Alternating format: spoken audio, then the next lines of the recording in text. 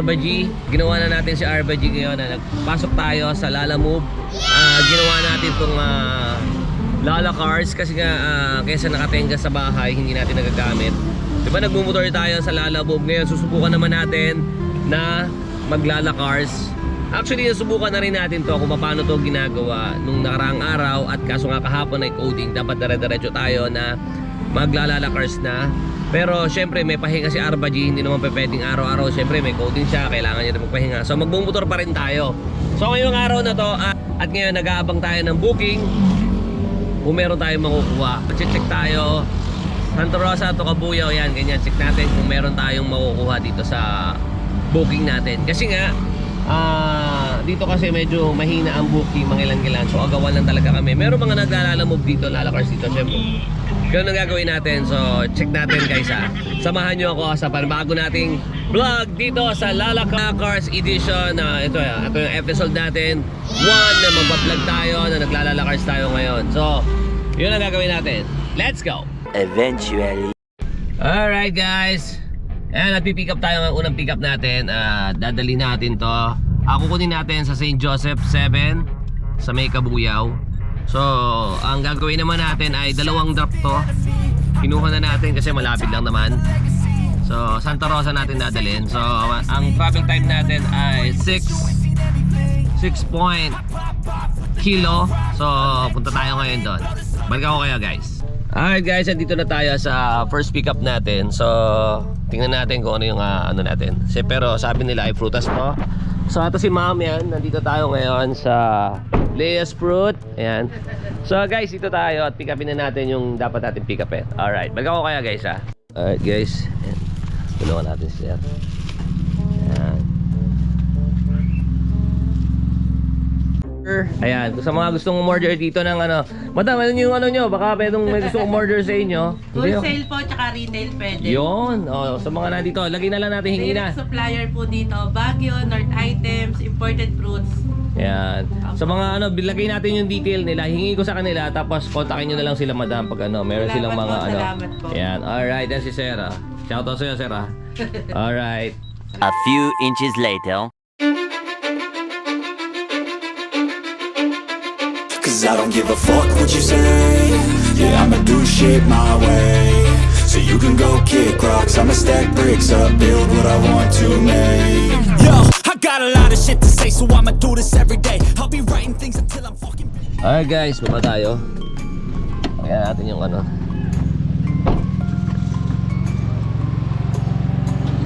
Brother, mukhang marami yan Full. Alright guys, dito tayo sa pangalawang pick up natin. So meron tayong kukunin dito ng 2 sako. Kaya nga eh. Magkano yan? Magkano yan? Lang po, 175. 175. Mababa ka rin sa motor, pero kailangan din naman natin ng sipag. Sipag lang. Ano po?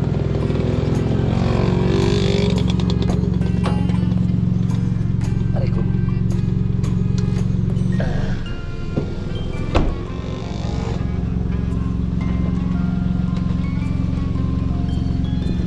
Kaya pa ba ng aking kotse? Ayun na ako I think mas maganda dito. 2 sako pa po na.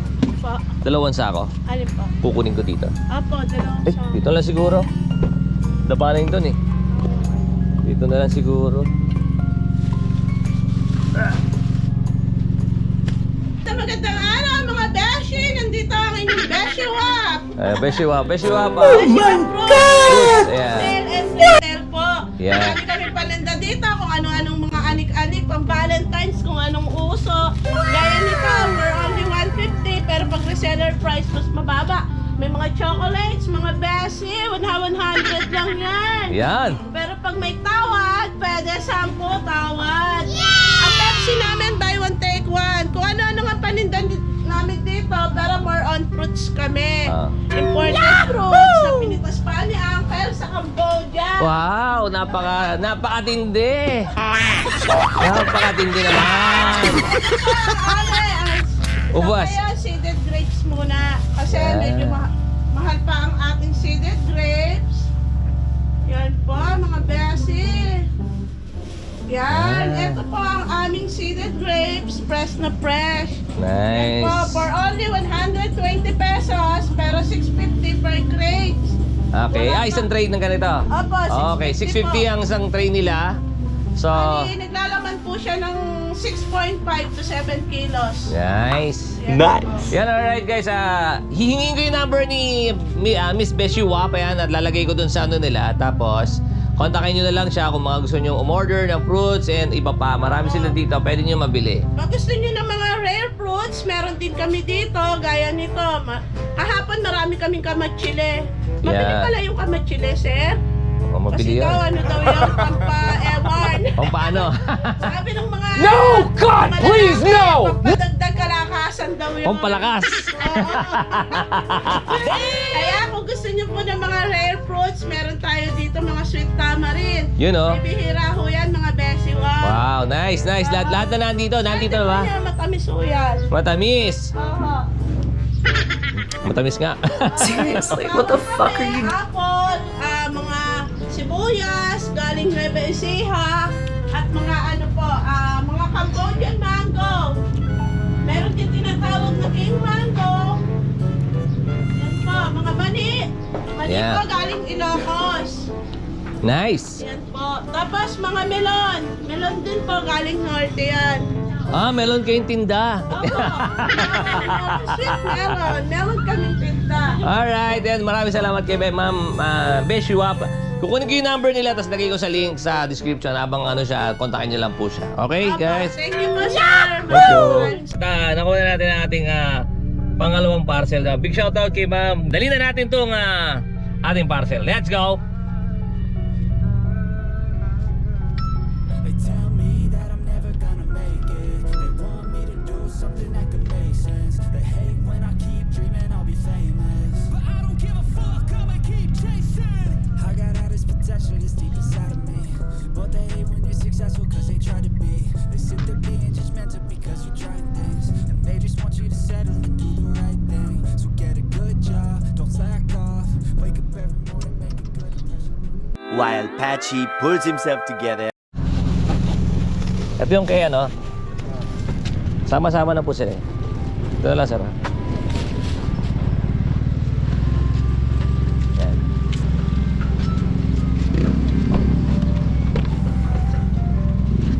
Oh, sir. Sir? Opo, lahat yun.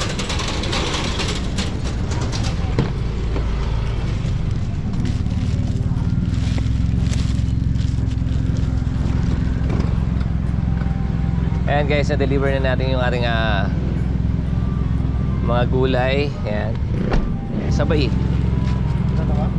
Dalawang pinaguhanan ko dyan eh. Isa sa ano, sa St. Joseph, saka isa dito sa Santa Rosa, Kabuyaw.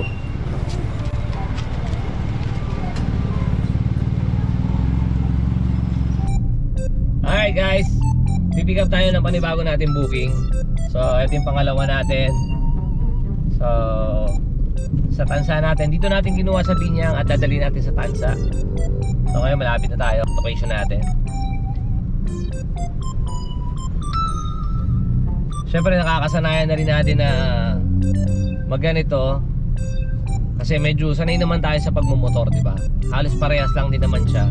Ang pagkakaiba lang nito ay yun nga, nakaupo ka ng kamay mo tsaka ano mo. Tapos siyempre yun nga, naka-aircon tayo. Medyo mas maganda lang siyang ano, at siyempre mas malaki ang bigayan niya kay Lala Move dahil nga kotse tayo. Pero halos parehas din naman ng ano, sa motor. Sa motor kasi, pag masipag ka, marami kasi yung booking sa motor eh. So, dire-diretso siya. So, kung malapit lang ang anuhin nyo, talagang kikita ka rin naman. Kaso nga yung medyo konting pagod. Kasi nga, alam nyo naman, pag maraming booking, marami din kayong talagang yung sa daan kasi ang problema, minsan yung traffic, ganyan. Yan din naman. Pero sipagan lang natin, sigurado yan. Kesa naman nakaupo lang tayo sa bahay, wala tayong kikitain. Dito, boss ka na. Kumbaga, boss ka na sa sarili mong oras. Makakapunta ka, makakapili ka sa gusto mo. Lalo na kung doon talaga ang gusto mong puntahan. Lalo na pag motor. Pag motor kasi talaga, iba rin ang adrenaline ng motor. Kaya hindi pa rin tayo mawawala sa paglalamove pag magmumotor tayo.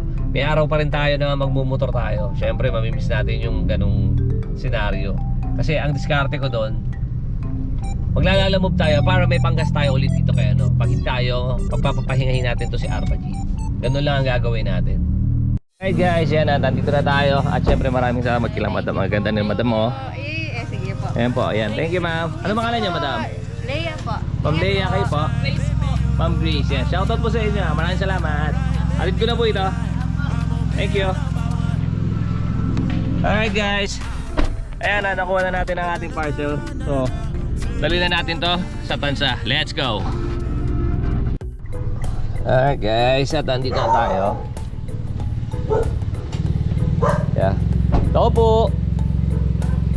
Rhea Martin po. At ito po yung mga deliver po. Alright guys, okay na. At nadala na natin yung ating ayan, in-out na lang natin. So thank you sa mga ano natin dyan. Nakuha na natin. God bless po. At sa lahat ng mga gustong bumili, yan sa mga na-vlog naman natin, message kung ano yung ano nila. So yun ang isang pinakamaganda pag nagbablog tayo or ano, nakikita natin yung mga pwede natin pagbilhan food ngayon or mga prutas. Ayan. Big shoutout po sa inyo lahat at God bless sa inyo.